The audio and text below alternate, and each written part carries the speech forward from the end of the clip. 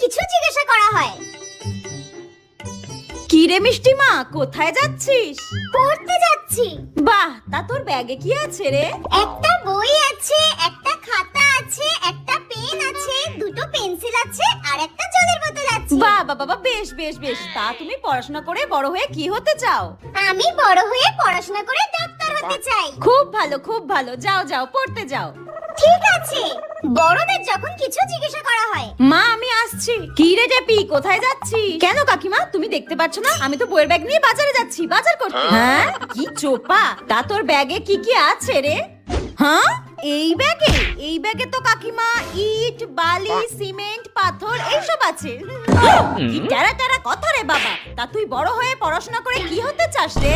Control. পড়াশোনা শিখে আমি লোকের বাড়ি বাসন মাজবো আর কাপড় কাচবো, হয়েছে? টাটা। যত সব কথাবার্তা ছিরি।